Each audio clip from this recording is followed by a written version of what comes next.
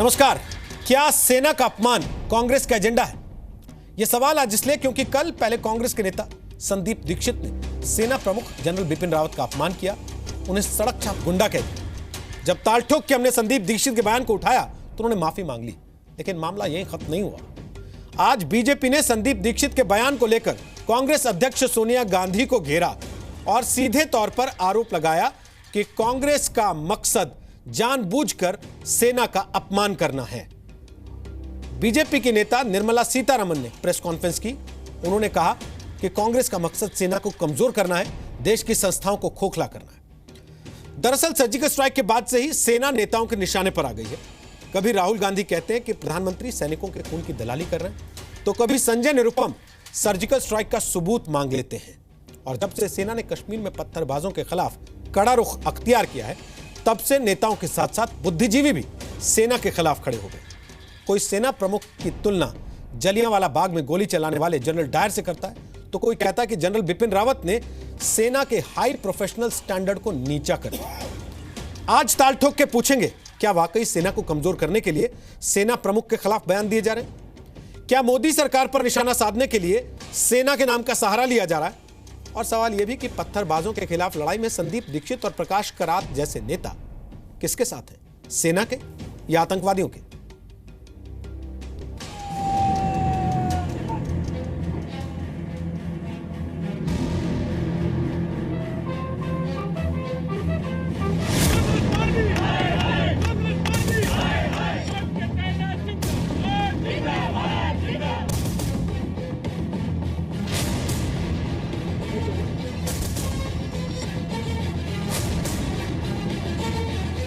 पाकिस्तान एक ही चीज कर सकता है कि जाके इस तरीके की उलझुल की हरकतें करे और अपने बयानबाजी दे।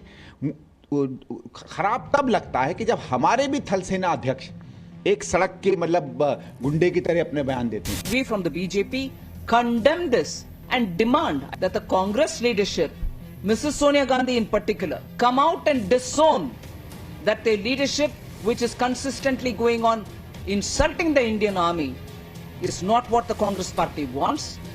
Apologize for having allowed this. Congress के नेता श्री संदीप दीक्षित के बयान से कांग्रेस पार्टी बिल्कुल भी सहमत नहीं और हमने उन्हें ये राय दी है कि वो बगैर कारण के इस प्रकार के विवादित बयान देने से बचे।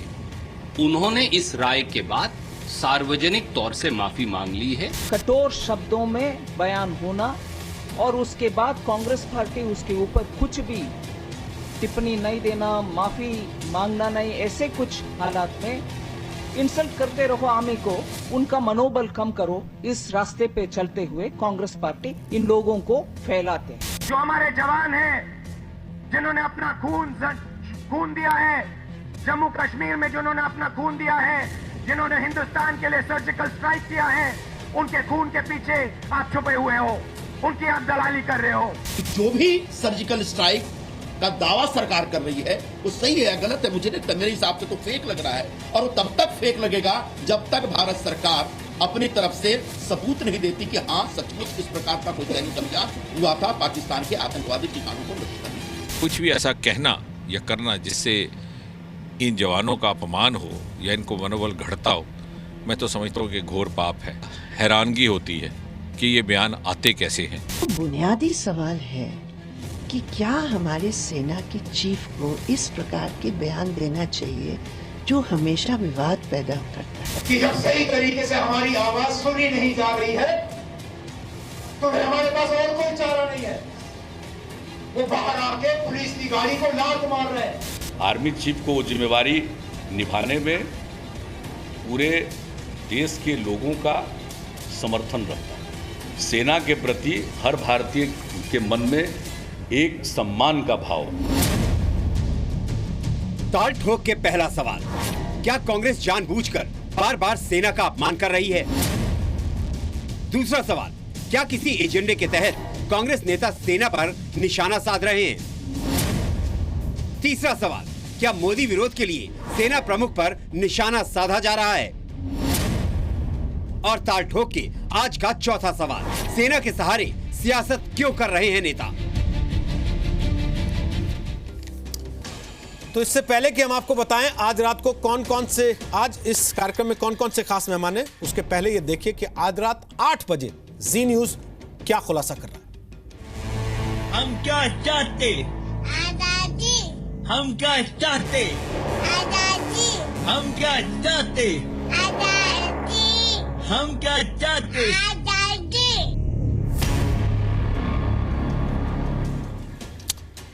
तो आज हमारे साथ सुधांशु त्रिवेदी होंगे जो कि प्रवक्ता हैं बीजेपी के, हमारे साथ अभय दुबे होंगे जो प्रवक्ता हैं कांग्रेस पार्टी के, हमारे साथ अवनिजेश अवस्थी हैं आरएसएस के जानकार हैं, दिल्ली यूनिवर्सिटी में पढ़ाते हैं, ब्रिगेडियर रिटायर्ड बीडी मिश्रा हमारे साथ हैं, वो रक्षा विशेषज्ञ हैं, उन्होंने आज खास तौर पे प्रेस कॉन्फ्रेंस भी किया है इस मामले को लेकर, और आमिर हैदर हमारे साथ हैं, वो सीपीआई के नेता हैं, लेफ्ट पार्टीज का पक्ष रखेंगे, और मेरे सहयोगी कृष्णमोहन मिश्रा जो पिछले करीब 1.5 दशक से रक्षा से जुड़े मामलों को कवर कर रहे हैं, वो हमारे साथ इस वक्त न्यूज रूम से इस कार्यक्रम का हिस्सा बन रहे हैं।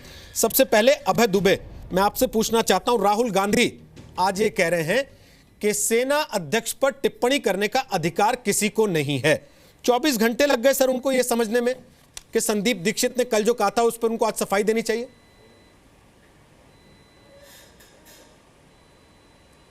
नहीं, प्रश्न सफाई देने का है ही नहीं रोहित जी। देखिए, वो सेना जो काल को भी काल सी दिखती है और देश का सौभाग्य अपने खून से लिखती है और देश का गौरव जब दांव पर लगता है तो विहंस कर अपना शीश भी दे देती है। किसी को अधिकार नहीं है कि सेना के प्रति अपनी अनास्था का प्रकटीकरण करे, लेकिन बुनियादी सवाल यह है कि जो स्वयं सेनानी रहे हों, जिन्होंने अपने प्राणों की आहुति देकर इस राष्ट्र का निर्माण किया हो, क्या वो सेना के प्रति एक विचार के आधार पर अनास्था प्रकट कर सकते हैं? व्यक्तिगत लोग अगर करते हैं तो उनकी भर्त्सना से भी काम नहीं चलेगा, और अक्षम्य अपराध है, अगर मैं उसके लिए क्षमा चाहूं तो भी वो अपराध कम नहीं होगा। लेकिन इसका आधार यह नहीं है कि कोई कांग्रेस पार्टी की बुनियादी विचारधारा है। इसलिए मैं कहता हूं कि भारतीय जनता पार्टी के अभी एमएलसी एक जो महाराष्ट्र के थे, उन्होंने इतना घिनौना बयान दिया जिसकी व्याख्या भी नहीं कर सकता। सेना के परिवार पर, उनकी वाइफ पर इतना गंभीर घिनौना आरोप लगाया जिसकी व्याख्या भी नहीं कर सकता। समूचे राष्ट्र में, आजाद भारत में भारतीय जनता पार्टी एकमात्र ऐसा राजनीतिक दल है जिसकी ऑफिशियली सेना ने शिकायत इलेक्शन कमीशन से की, और इलेक्शन कमीशन ने गाइडलाइन जारी की सेना के अपमान को लेकर 2013 में। लेकिन इसका आधार यह नहीं है कि भारतीय जनता पार्टी कोई सेना के खिलाफ की विचारधारा है या कांग्रेस पार्टी कोई सेना के खिलाफ की विचारधारा है, इसका आशय यह कतई नहीं। लेकिन व्यक्तिगत रूप से अगर कोई भी यह कहता है तो अभय जी 1.5 मिनट था आपके पास, वो खत्म हो गया, लेकिन पता नहीं शायद मैं ही नहीं समझ पाया या कोई दर्शक भी नहीं समझ पाए कि आप क्या कहना चाह रहे थे। आप चाहें तो 1.5 मिनट और ले लें, एक बार फिर से बता दें, कांग्रेस पार्टी सेना के अपमान के बयान पर संदीप दीक्षित के साथ है या नहीं है, और राहुल गांधी ने अभी अभी जो बयान दिया है वो सफाई मानी जाए या नहीं, क्योंकि वो माफी तो नहीं है। देखिए रोहित जी, मैंने कहा कि व्यक्ति, कोई भी राजनीतिक दल की बुनियादी विचारधारा हो सकती कि वो सेना के खिलाफ हो। हमको तो इस अखंड भारत के लिए दृढ़ता से सब लोगों को एक साथ सेना के पीछे खड़े होना ही चाहिए। इसलिए व्यक्तिगत लोगों के बयान, वो कांग्रेस पार्टी का हो या भारतीय जनता पार्टी का हो, व्यक्तिगत बयान क्या होता है सर? के भी उदाहरण दिए और ऐसे व्यक्तिगत बयान क्या होता है सर? सकता हूं। मणिशंकर अय्यर का बयान व्यक्तिगत बयान होता है, पूर्व गृह मंत्री पी चिदंबरम का बयान व्यक्तिगत बयान होता है, दिग्विजय सिंह का बयान व्यक्तिगत बयान होता है, भारतीय जनता पार्टी अब संदीप दीक्षित और आ गए, उनका बयान भी व्यक्तिगत बयान होता है, संजय निरुपम का बयान व्यक्तिगत बयान होता है। तो आप अपनी पार्टी को तोड़ के व्यक्तियों में क्यों नहीं बांट देते कि जाओ खुले घूमो और जो मर्जी बोलो? मैं भारतीय जनता पार्टी के नेताओं के बयानों का उल्लेख इसलिए नहीं करना चाहता कि मैं नहीं चाहता कीजिए ना, टीवी किसने रोका है आपको? कीजिए, का अपमान करूं। कीजिए, आप कीजिए, इससे ज्यादा क्या अपमान करेंगे आप जो कल संदीप दीक्षित कर चुके हैं? सेना अध्यक्ष को सड़क छाप गुंडा कहना, भारतीय जनता इससे ज्यादा क्या अपमान करेंगे आप? घिनौनी बात की है, आप कहिए ना क्या घिनौनी बात की है, क्या कहिए, बोलिए ना। पार्टी ने नहीं, उन सेना के वाइफ के बारे में, सेना के लोगों की वाइफ के बारे में कही जो मैं नहीं कहना। बताइए ना सर, क्या कहा, दिखाइए ना कहाँ कही। में नहीं है। भारतीय जनता पार्टी वो राजनीतिक, वो महाराष्ट्र में भारतीय जनता पार्टी का जो सर, एमएलसी है, अगर उसने आपको ये लगता बात है कही है, भारतीय जनता मुझे ये पार्टी के बताइए किसी नेता का आपकी- बयान रखने से आपकी पार्टी की इज्जत बढ़ जाती है और जो संदीप दीक्षित ने कहा है वो छुप जाता है, तो कहिए सर, मैं आपको मौका दे रहा हूं, कहिए उन्होंने क्या कहा, सुनाइए। नहीं करना चाहता सुधीर वीडियो है जी। तो वीडियो भी चला दीजिए। मेरे राजनीतिक वो तो वीडियो भी है, वीडियो वायरल है पूरे चलाइए ना महाराष्ट्र सर, में। लेकिन चलाइए, आपके मैं मोबाइल पे होगा, मर्यादाओं में, चलाइए। मेरे संस्कार मेरे पास में नहीं है, आप चला के क्या दिखाइए। मेरे संस्कारों में नहीं कि मैं वो अपमान और आपके सबको संस्कारों में public संदीप domain दीक्षित को है। डिफेंड करना मुझे है। बताइए, भारतीय जनता आपके पार्टी संस्कारों में संदीप दीक्षित के कामों पे पर्दा डालना है। भारतीय आपके जनता- संस्कारों में संजय निरुपम पे पर्दा डालना है। बिल्कुल नहीं है। आपके संस्कारों में मैंने पीछे कहा कि- दम्बरम पे पर्दा डालना है। हमने आपके कहा संस्कारों कि में आप दिग्विजय सिंह पे संदीप- पर्दा डालना है। भारतीय जनता पार्टी के संस्कारों में है कि वो नितिन गोगोई के खिलाफ एफआईआर कर दे, अपहरण का मुकदमा कर दे और अपनी फेसबुक पर बयान वहां के बताइए ना, कौन से बयान की जम्मू चर्चा कर रहे थे कश्मीर से आप? डाल दे। आपके शो पर निरंतर बयान बताइए ना, कौन से बयान की चर्चा कर रहे थे आप? भारतीय जनता पार्टी के प्रवक्ता लगातार कहे, आप बयान तो बताइए कौन से बयान की चर्चा कर भारतीय रहे थे? जनता पार्टी के सुनाइए ना, प्रवक्ता वीडियो कहकर दिखाइए गए ना। कि एफआईआर हट जाएगी। आज तक दिखाइए ना सर, FIR वीडियो नहीं तो हटी। दिखाइए। आप एफआईआर करने को मैंने और कहा, सड़क छाप गुंडा वो कहने को बहुत- सेना के बहुत- अध्यक्ष को एक तराजू में तौल सकते हैं? तौल रहे हैं आप इस बात को? बिल्कुल उस बयान की मैं कह रहा हूं। आप इस बहस में पढ़ना चाहते हैं जम्मू कश्मीर में जो कानून है वो कहां से आए हैं? आप इस बहस में पढ़ना चाहते हैं संविधान में ये पन्ने किसने जोड़े थे जनता पार्टी ने कि जम्मू कश्मीर में कैसे कानून हो? पढ़ना चाहते हैं इस बहस में संदीप दीक्षित को बचाने के लिए? कोई सवाल ही नहीं उठता कि किसी को बचाने के लिए कोई आर्गुमेंट। क्या कार्रवाई की आपकी पार्टी ने संदीप दीक्षित पर? बताइए क्या कार्रवाई की आपकी पार्टी ने संदीप दीक्षित पर?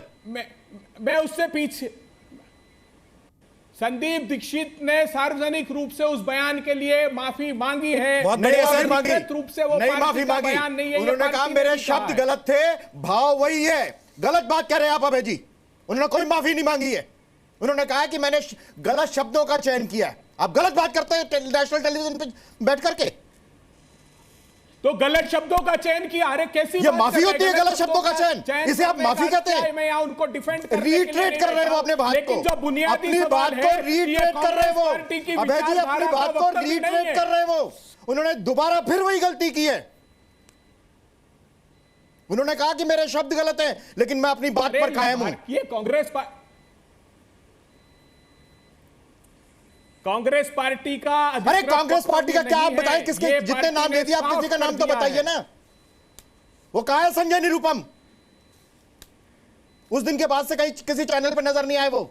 अरे आपके अरे ये अबे जी मैं आपको बताऊं, दिल्ली में 15 डिग्री से नीचे टेम्परेचर होता है तो लोग मफलर बांध के खांसने लगते हैं। 45 डिग्री माइनस 45 डिग्री पे नौजवान खड़ा होता है वहां पर। यहाँ पर दिल्ली में बैठ करके सड़क का गुंडा कहना बहुत आसान है आप लोगों के लिए। नहीं हुआ तब वक्तव्य देते नहीं बना। अरे माइनस 45 डिग्री पे खड़ा होता है वहां पर। अगर संदीप दीक्षित ने माफी मांग ली थी, बिल्कुल अगर संदीप दीक्षित ने माफी मांग ली थी तो सुधांशु त्रिवेदी आज बीजेपी ने प्रेस कॉन्फ्रेंस करके सोनिया गांधी से माफी की मांग क्यों की? संदीप दीक्षित की माफी काफी नहीं थी आपको, या आप लोग चाहते हैं कि राजनीतिक मुद्दा बने? देखिए रोहित जी, संदीप जी ने किसी भी प्रकार से माफी नहीं मांगी थी। जो साफ शब्द होना चाहिए कि मैं खेद व्यक्त करता हूं, क्षमा चाहता हूं, ऐसा उन्होंने नहीं कहा था। दूसरी बात, यह घटना एक पृथक हो तो हम चलिए मान लेते हैं कि आप कुछ गलत बोल गए और आपने माफी मांग ली। ये तो कांग्रेस के अनवरत बयानों की एक श्रृंखला का हिस्सा है भाई।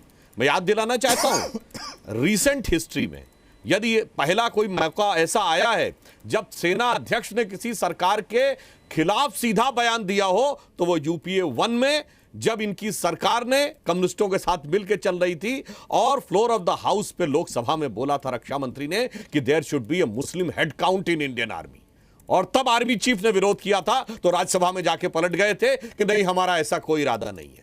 तो सेना का राजनीतिकरण करना, राहुल गांधी जी खून की दलाली बोल चुके हैं, संजय निरुपम का आप उदाहरण दे चुके हैं, और मैं कहना चाहता हूं इतना ही नहीं, बलिदान दे देकर सेना और सुरक्षा बलों के जवान जो कुछ प्राप्त करते हैं उनके लिए इनकी आंखों में आंसू नहीं आते। सोनिया गांधी की आंखों में आंसू बटाला हाउस इनकाउंटर के लिए आते हैं। सेना के जवानों ने कितनी शहादत दी जम्मू कश्मीर में, तो उसके लिए नहीं, गुलाम नबी आजाद बतौर मुख्यमंत्री जम्मू कश्मीर दिल्ली दौड़ के आते हैं कि अफजल गुरु को फांसी नहीं होनी चाहिए वरना कश्मीर घाटी में आग लग जाएगी।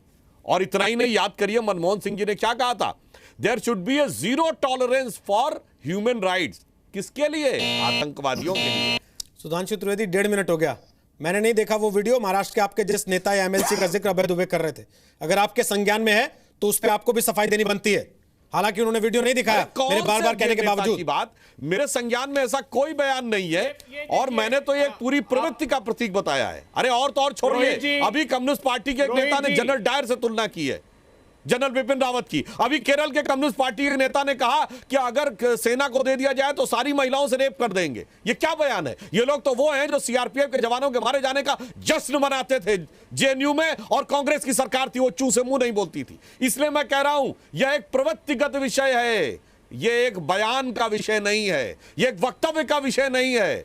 अभय जी आप ये जवाब दीजिए कि आपके नेचर में, टेंडेंसी में ये क्यों है कि आप राजनीति के लिए सीमा तक गिरते चले जाएंगे। और मैं एक और बात कहता हूं, जो लोग जम्मू कश्मीर में सड़क पे पत्थर फेंकते हैं उनके लिए सड़क का गुंडा शब्द का प्रयोग नहीं किया और सेनाध्यक्ष के लिए शब्द का प्रयोग किया। इसके लिए सोनिया गांधी से कम किसी की माफी की दरकार नहीं हो सकती। ठीक है अवनीश जी, उससे पहले आप बोले, मैं एक बार बीडी मिश्रा साहब को चर्चा में लाना चाहता हूं, जिन्होंने आज बाकायदे प्रेस कॉन्फ्रेंस की अपने कुछ पूर्व सेना के अफसरों के साथ बैठकर इस बात का विरोध करने के लिए कि सेना अध्यक्ष के लिए, सेना के लिए ऐसे शब्दों का इस्तेमाल कैसे हो रहा है।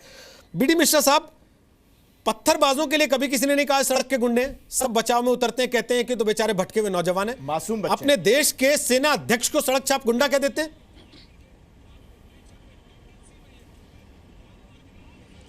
यह मामला इससे भी ऊंचा है। आज भारतीय सेना वैली में 3 विरोधियों का सामना कर रही है, पाकिस्तान का, चीन का, और वहाँ पर जितने भी अलगाववादी हैं और जो लोग वहाँ पर पत्थर फेंक रहे हैं इंडियन आर्मी पर। आज यह चौथा फ्रंट इंडियन आर्मी के खिलाफ खोला गया है, जो कि देश की सुरक्षा के लिए बहुत बड़ा खतरा है। इस बात से हमको बहुत ही तकलीफ हुई है। मैं इतने साल तक आर्मी में था और मैं 4 युद्धों में मैंने हिस्सा लिया है। 22 साल से मैं सेना के साथ अभी भी जुड़ा हुआ हूँ। ऐसा चौथा फ्रंट खोलना यह बहुत गलत है।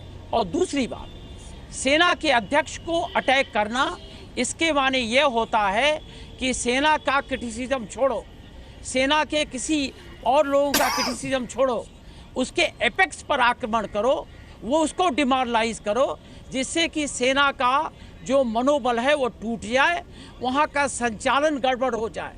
मैं कहना ये चाहता हूँ कि सेना का मनोबल कभी भी नहीं टूटेगा। अब आज भारतीय सेना ये समझ गई है कि कौन से पॉलिटिकल पार्टी के लीडर भारत की स्वतंत्रता, अखंडता, एकता इसको कायम रखना चाहते हैं और कौन लोग दूसरों के इशारे पर अपने राजनीतिक स्वार्थ के लिए भारत की स्वतंत्रता। ठीक सर, 1.5 मिनट हो गया मिश्रा जी, मैं वापस आता हूं आपके पास। आमिर हैदर, लेफ्ट पार्टियों के नेता सरेआम मंच पर से सेना को प्रोफेशनलिज्म पढ़ाने की बात करते हैं। सर, नेताओं से अब सेना का अनुशासन और प्रोफेशनलिज्म सीखना पड़ेगा।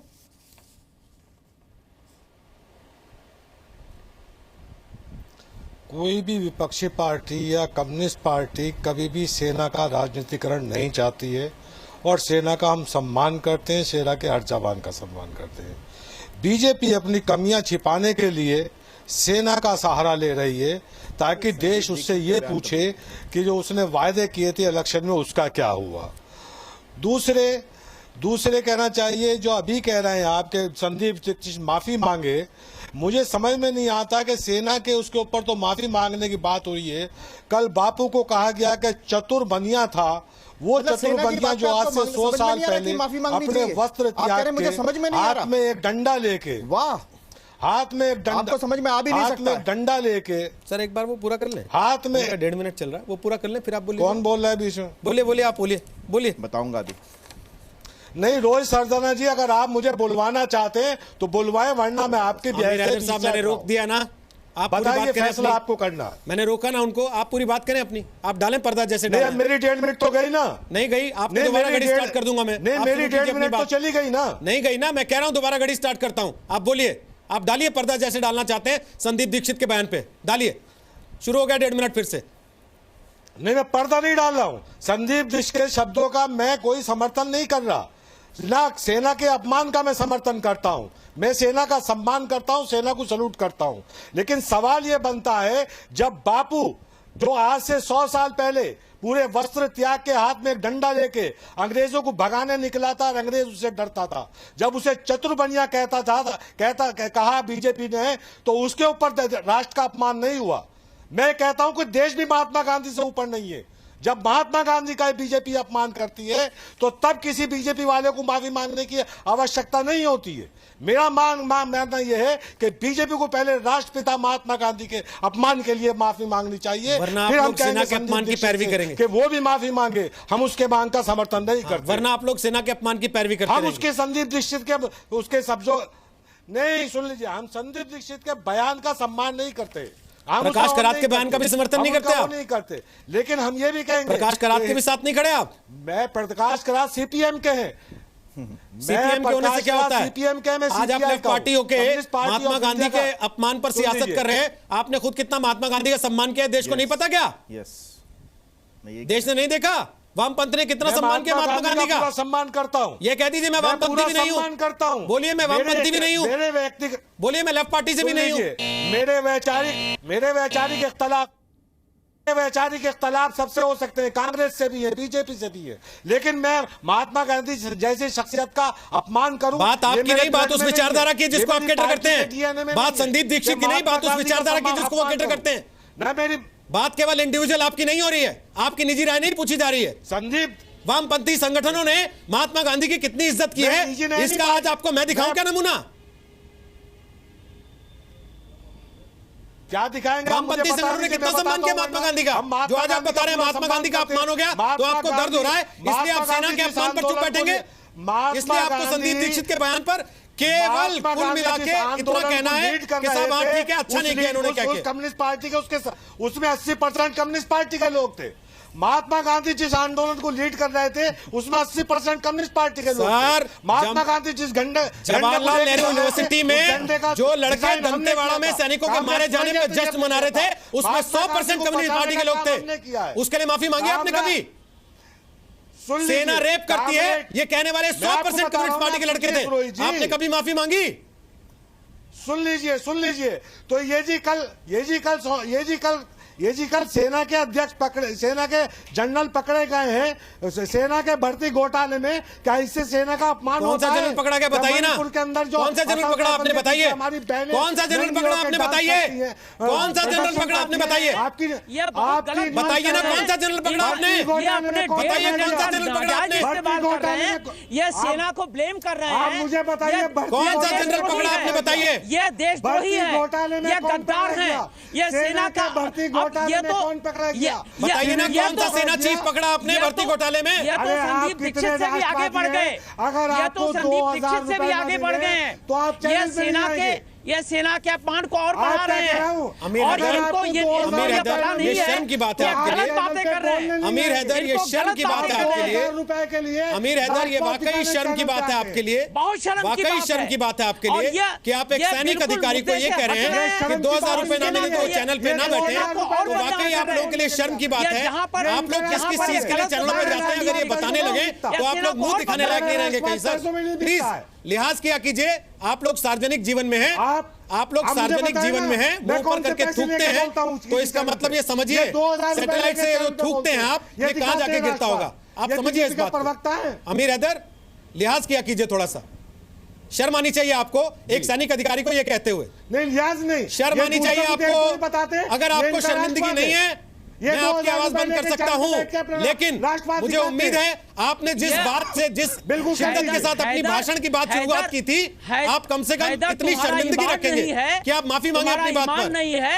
देश के प्रति कोई निष्ठा नहीं और इससे पता लगता है आप संदीप दीक्षित के बयान की पैरवी के लिए आए थे या उसकी निंदा करने आए थे। आप खुद एक सैनिक अधिकारी का अपमान करते हैं और उसके बाद कहते हैं कि मैं सेना का अपमान करने वाले के साथ नहीं खड़ा हूं।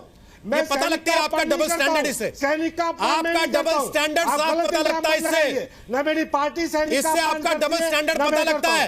अभी आप निजी तौर पे महात्मा गांधी का समर्थन कर रहे थे, तब आप पार्टी स्टैंड से अलग थे, अब आपको पार्टी स्टैंड याद आ गया। कृष्ण मिश्रा, एक चीज मैं आपसे जानना चाहता हूं, इससे पहले क्या कभी इस देश के सेना प्रमुख ने तल्ख शब्दों का इस्तेमाल नहीं किया?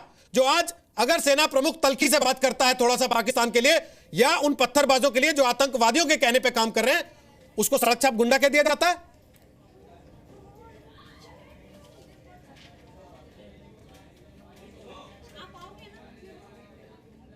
कृष्णमोहन, मेरी आवाज आ रही है आपको? रोहित, अब सुन पा रहा हूं, शोर की वजह से मैं आपका सवाल नहीं सुन पाया, दोबारा बनाए। मेरा सवाल बड़ा सीधा है कृष्ण, इससे पहले क्या इस देश के किसी सेना प्रमुख ने, किसी वायुसेना प्रमुख ने कभी तल्खी से कोई बात नहीं कही? जो आज अगर एक सेना प्रमुख खुल के कह रहा है कि पत्थरबाज हो या आतंकवादी हो या सरहद पार से आने वाले सैनिक हो, किसी को नहीं छोड़ेंगे, तो सेना प्रमुख को गुंडा कह देते हैं लोग। आप ये बताइए कि आप 13 लाख की फौज, जो दुनिया की दूसरी सबसे बड़ी फौज कहलाती है और जो अलग अलग मोर्चों पे जूझ रही है, पाकिस्तान से, चीन से और आंतरिक जो आतंकवाद है उससे लंबे अरसे थे, उसके चीफ से आप क्या उम्मीद करते हैं कि वो 13 लाख की फौज, वो एक जवान जो घर से 500 किलोमीटर 1000 किलोमीटर दूर किसी जगह पड़ा हुआ है और उसके ऊपर लोग पत्थर मार रहे हैं उसको मोराल बूस्ट करने के लिए, या उसके ऊपर LOC से फायर आ रहा है, वो क्या कहे? वो ये कहे कि हम सख्ती से पेश नहीं आएंगे और मैं अपने लोगों के साथ खड़ा हूं? क्या वो ये कहे कि मैं इनके साथ खड़ा नहीं हूं? या वो एक ऐसे यंग ऑफिसर जो कि एक क्विक रिएक्शन टीम लेके एक डिस्ट्रेस कॉल पे गया था, जहां पे ITBP की टीम और पोलिंग ऑफिशियल्स और जम्मू कश्मीर पुलिस के लोग 2500 लोगों की मॉब के बीच में फंसे हुए थे, और उसने एक ब्लडलेस तरीका निकाला, एक आदमी को जो कि पत्थरबाजों को उकसा रहा था उसको जीप के बोनट पर बांधा और वहां से निकल गया वो इन सारे लोगों को निकाल कर। तो क्या कहे उसको कि मैं उसको सजा दूंगा? मतलब क्या उम्मीद क्या की जा सकती है? रही बात यह कि इधर पिछले कुछ दिनों से लगभग कई महीनों से ये चीज़ हो रही, पहली बार ऐसा हो रहा है कि सेना अध्यक्ष को और सेना इंस्टीट्यूशन को सीधे पॉलिटिकल बहस का निशाना बनाया जा रहा है, पॉलिटिकल आरोपों का निशाना बनाया जा रहा है। और ये दरअसल सबसे खतरनाक बात है। सेना अपना काम करती है, सेना को एक मैंडेट है, एक चार्टर है, उसका एक अनुशासन, एक तरीका है, और वो अपने हिसाब से काम करती रहती है। इससे पहले भी सेना अध्यक्षों से जब भी पूछा गया तो वो एक इतनी बड़ी फौज के सेना अध्यक्ष हैं, वो देश को सुरक्षा की गारंटी देना चाहते हैं, उनकी आवाज़ में एक खनक होनी चाहिए, और इससे पहले ये बातें की गई हैं। मुझे याद आता है वायुसेना अध्यक्ष थे एयर चीफ मार्शल PV नायक, पाकिस्तान के साथ 26/11 हो चुका था, उसके बाद तनाव बढ़ रहा था, उन्होंने सालाना प्रेस कॉन्फ्रेंस में कहा था कि हमारे ऊपर अगर कोई न्यूक्लियर मिस एडवेंचर करता है तो उसको बहुत बड़ी कीमत चुकानी पड़ेगी। इस तरह की बात आप सेना अध्यक्ष से किस बयान की उम्मीद करते हैं कि वो कहेगा कि हमारे ऊपर हमला होगा और हम कुछ नहीं कहेंगे? ये तो नहीं हो सकता ना। और ऐसे में अगर वो एक सेनाध्यक्ष, एक सेनापति ये बात कहता है तो आप उसके लिए ऐसी डेरोगेटरी लैंग्वेज इस्तेमाल करेंगे? आज पूरे दिन साउथ ब्लॉक में था। ठीक है, मैं वापस आता हूं आपके पास। साउथ ब्लॉक में क्या हुआ मैं आपसे पूछूंगा, उसके पहले अभय दुबे, मोदी सरकार से विरोध हो सकता है, नीतियों से विरोध हो सकता है, आपको नापसंद हो, उनका चेहरा अच्छा नहीं लगता, उनकी बातें अच्छी नहीं लगती, सेना प्रमुख को और सेना को गाली क्यों? संजय निरुपम से शुरुआत हुई थी और आज तक जारी है। हर बार आप यही कह के बच रहे हैं कि निजी बयान है।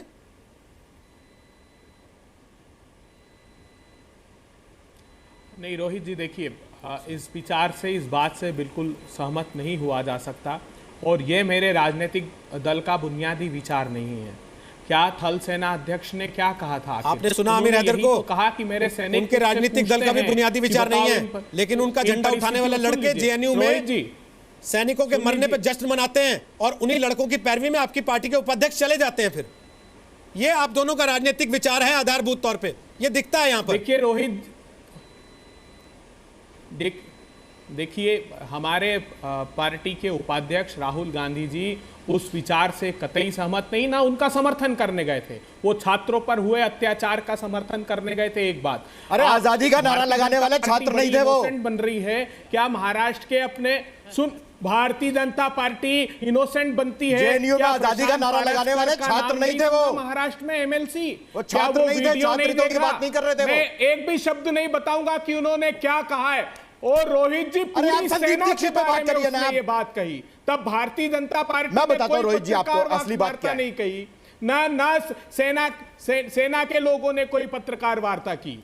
सुन लीजिए, कांग्रेस पार्टी ने खुद तो ने आप ये अपना कह रहे हैं कि बलिदान सेना इस के देश लोग प्रति दिया भारतीय है। जनता पार्टी इसलिए के एजेंडे पे कांग्रेस काम कर पार्टी रहे हैं? को भारतीय जनता आप पार्टी बीडी मिश्रा पर ये आरोप लगा रहे हैं कि वो बीजेपी के प्लांट के हुए एजेंट हैं? बिल्कुल नहीं। जैसे आप भारतीय सबको जनता कह देते हैं कि पार्टी तुम ने तो तो बीजेपी के एजेंट हो, ये आरोप लगा रहे हैं बीडी मिश्रा पर।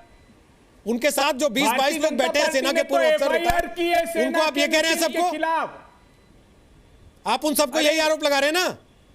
सेना के खिलाफ भारतीय जनता पार्टी ने नहीं, आप यही कह रहे हैं ना उनको कि वो बीजेपी के कहने पे प्रेस कॉन्फ्रेंस कर रहे हैं आज,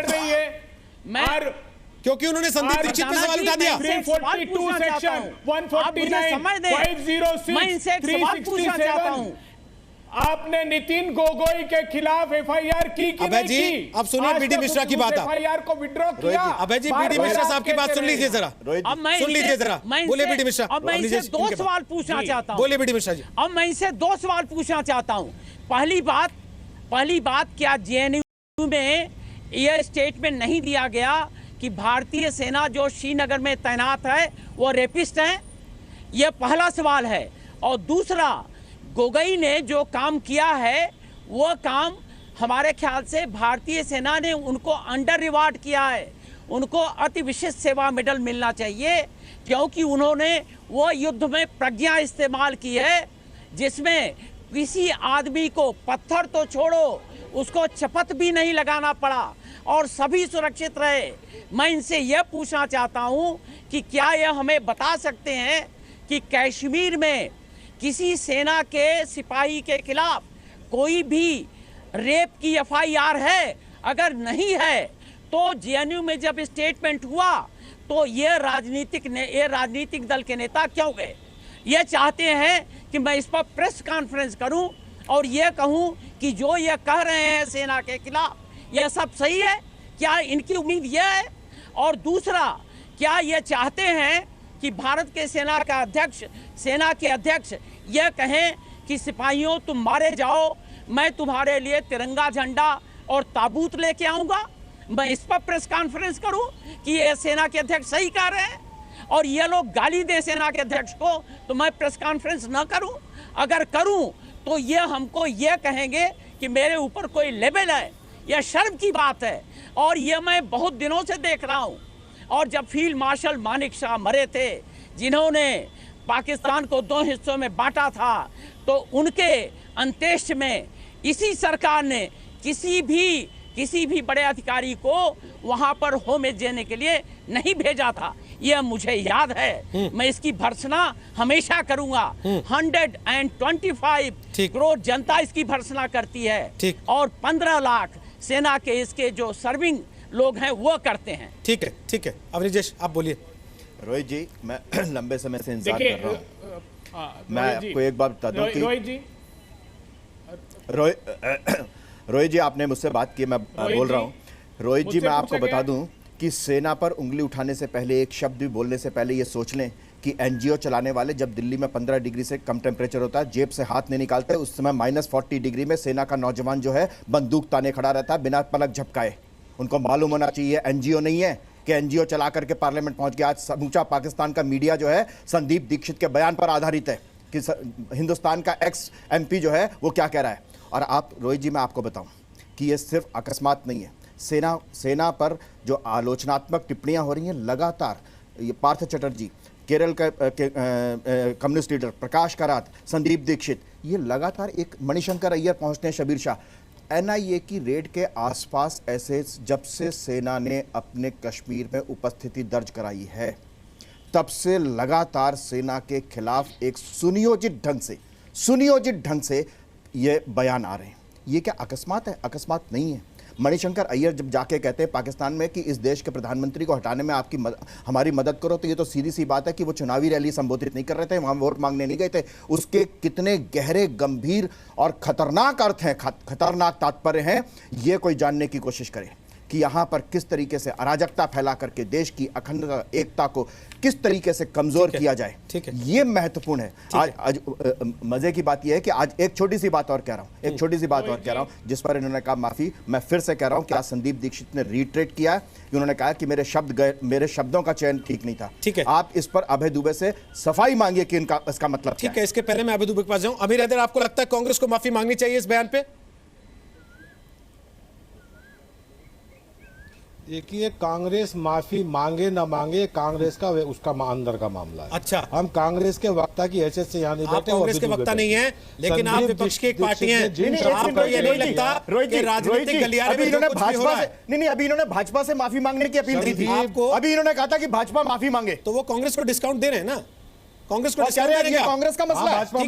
भाजपा से अभी इसी प्रोग्राम में आपने माफी मांगने, इसी प्रोग्राम में आपने माफी मांगने की डिमांड की। अपमान के लिए अभी आपने कहा कि माफी मांगनी चाहिए। देश के बापू अब ये कांग्रेस के नाम पर आप कहते हैं कि उसका अपना मसला है। अरे आप एक्सपोज हो गए, आप पूरी तरीके से। बापू है, बापू के अपमान के लिए किसके दलाल हैं आप? बापू का अपमान मत पढ़ाइए। आपकी सरकार सिलेबस में सेनाध्यक्ष को गुंडा के बापू लीजिए सर, कांग्रेस के वामपंथी सरकार सिलेबस में केरल में महात्मा गांधी का सबक हटा के कार्ल मार्क्स का सबक ऐड करती है, तब उसे बापू का सम्मान अपमान याद नहीं आता। यहाँ आप मुझे बापू का सम्मान पढ़ाने आए हैं, मुझे ये तो बता दीजिए सेना के अपमान पर आपकी पॉलिसी क्या है? प्रकाश करात के बयान पर आप माफी नहीं मांगेंगे, आप कहेंगे वो तो सीपीएम है। कांग्रेस के बयान पर आप डिस्काउंट दे देंगे, ये कहते हो कि उनका अपना मामला है, तो फिर आप हैं क्यों? आप तो नॉन एग्जिस्टेंट हैं फिर तो। देखिए, हम संदीप दीक्षित के बयान का समर्थन नहीं करते, और लेकिन आपको उनसे माफी नहीं चाहिए करती है, वो कांग्रेस जाने। आपको उनसे माफी नहीं चाहिए ना? दीक्षित, आपको कोई फर्क नहीं पड़ता माफी मांगे ना मांगे। जिन शब्दों का चयन किया वो संदीप दीक्षित जाने। हम उन संदीप दीक्षित एक अच्छे राजनीतिज्ञ हैं, उन्हें ऐसे शब्दों का चयन नहीं करना चाहिए। पीठ भी थपथपा दी इन्होंने, ये हम बार-बार इन्होंने पीठ भी थपथपा दी संदीप दीक्षित की। वाह वाह वाह वाह, आप कह रहे हैं बहुत शाबाशी भी दे दी उनको, बहुत अच्छे राजनीतिज्ञ हैं। Nobel prize. फिर सुधांशु वेल डन। अच्छे राजनीतिज्ञ, मिश्रा जी आज शाबाशी भी मिल गई है संदीप दीक्षित को। ऐसे सीपीआई से आज शाबाशी मिल गई।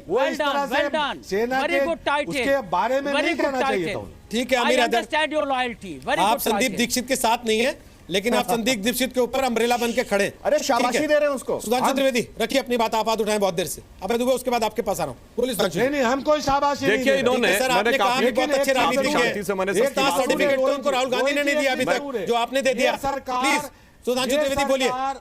ये सरकार सुधांशु त्रिवेदी बोलिए। देखिए अभी इन्होंने सेना के पीछे इन्होंने संदीप दीक्षित के बारे में जो कुछ बोला, का राजनीतिकरण बीजेपी सरकार कर रही है। सुधांशु त्रिवेदी बोलिए।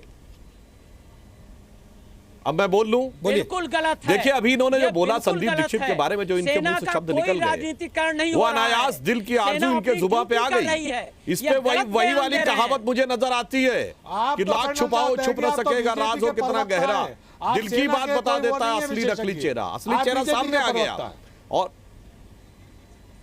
बोले सुधांशु जी, पूरी कीजिए अपनी बात, सुन रहे हैं आपको सब। अब देखिए मैं इस पे एक बात कहता हूं, आप अपना बैलेंस, मैं ये बात कहना चाहता हूं, ये बताइए कांग्रेस और कम्युनिस्ट पार्टी दोनों के नेता, दोनों ही के नेता उस भीड़ का समर्थन करने जाते हैं जो कहती है भारत तेरे टुकड़े होंगे इंशाल्लाह इंशाल्लाह। जिन लोगों ने इंडियन आर्मी पर आरोप लगाए, जैसा कि अभी मिश्रा जी ने बताया, इतना ही नहीं जो कहते हैं जंग चलेगी कश्मीर की आजादी नहीं भारत की बर्बादी तक। मैंने आज तक कम्युनिस्ट पार्टी के एक नेता का एक बयान बताइए जो आर्मी के पक्ष में आया हो।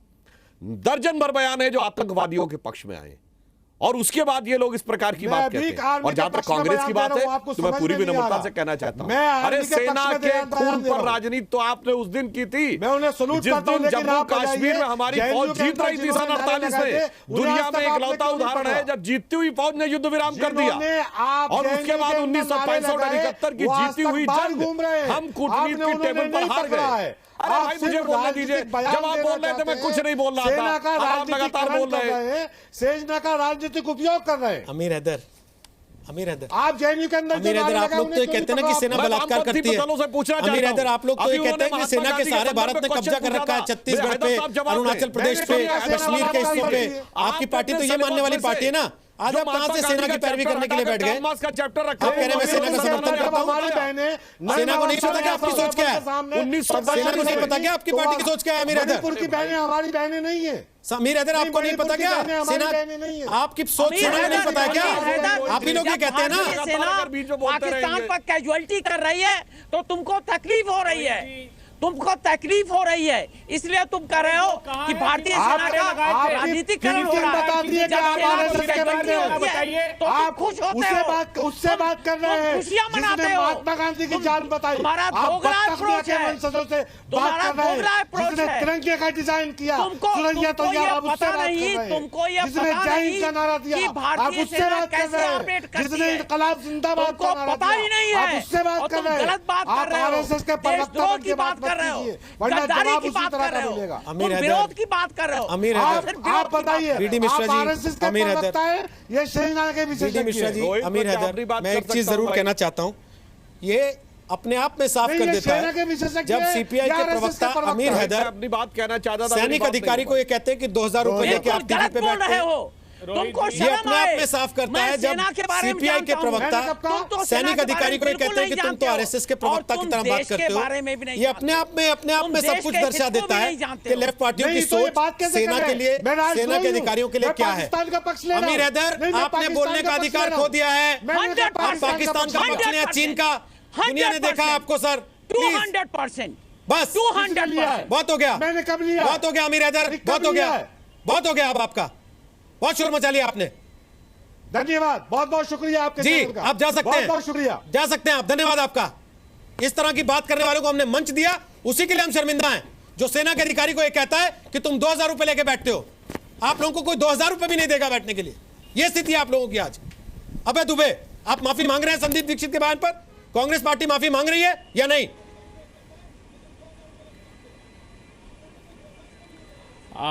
रोहित जी, हृदय से, दिल की गहराइयों से सेना को आहत करने का बिल्कुल कोई इरादा कांग्रेस पार्टी का नहीं है। 100 बार क्षमा याचना हम कर सकते हैं और करेंगे। एक बार कर लीजिए, 100 बार नहीं करनी पड़ेगी। कांग्रेस का बुनियादी एक बार कर लीजिए, 100 बार नहीं करनी पड़ेगी, बाकी 99 माफ हो जाएगी। एक बार कर लीजिए। मैं तो बिल्कुल मैं माफी चाहता हूं, मिश्रा जी से भी चाहता हूं जो उन्होंने कहा कि हमको हम कहीं कतई, मिश्रा जी आपको भारतीय जनता पार्टी का प्रवक्ता नहीं, इस देश का प्रवक्ता हम चाहते हैं कि आप इस देश के प्रवक्ता हैं, क्योंकि सही कर्णधार आप ही हैं देश के, जिन्होंने अपना समूचा जीवन राष्ट्र के लिए समर्पित कर दिया। मैं सिर्फ भारतीय जनता पार्टी के प्रवक्ता से 3-4 प्रश्न करना चाहता हूं। आपने कहा सुधांशु जी की वहां नारे लगे भारत तेरे टुकड़े होंगे इंशाअल्लाह इंशाअल्लाह। कहां हैं वो लोग? हम लगातार कह रहे हैं उनको सलाखों के पीछे होना चाहिए था, फांसियों के फंदों पर होना चाहिए था। कहां गए वो लोग जिन्होंने जेएनयू में नारे लगाए?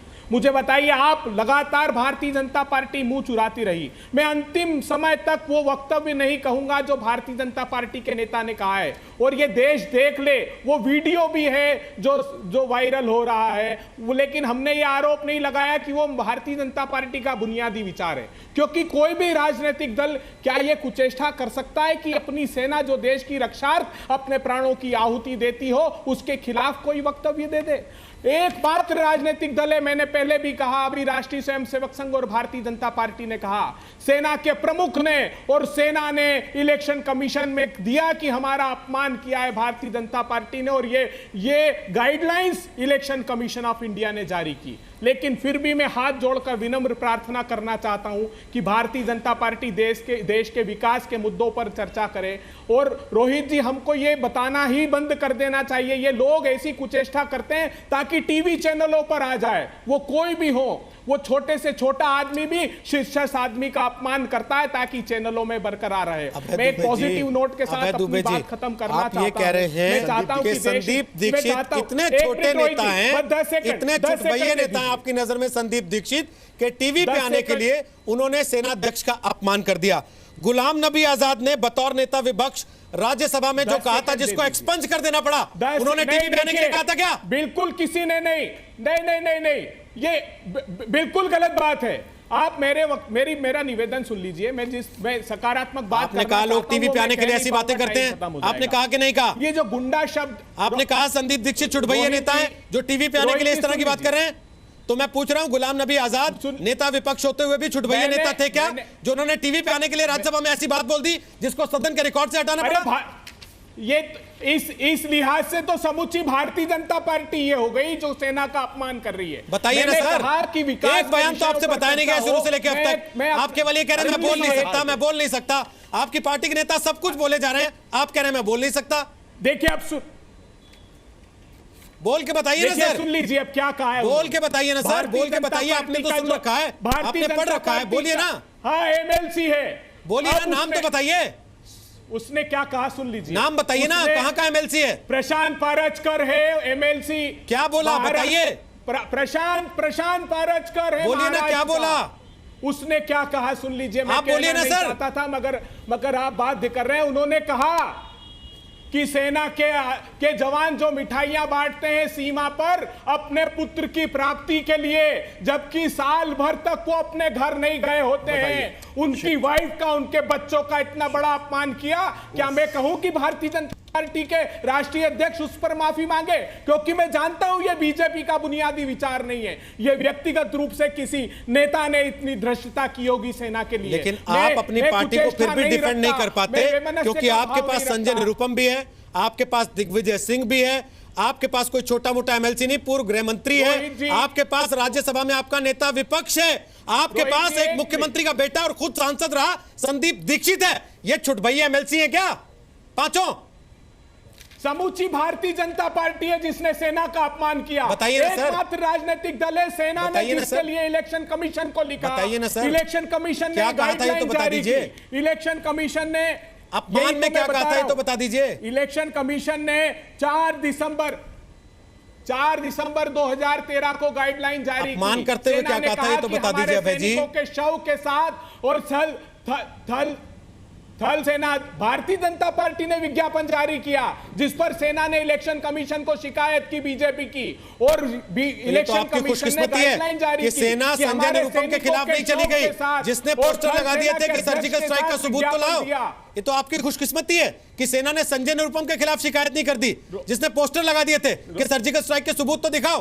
सुधांशु त्रिवेदी जवाब दीजिए, आपके एमएलसी पर भी और इस बात पर भी जिसकी आड़ में ये कह रहे हैं कि हमारी पार्टी के बुनियादी सोच ये नहीं है, जबकि इनके सारे बड़े नेता ऐसे बयान देते हैं।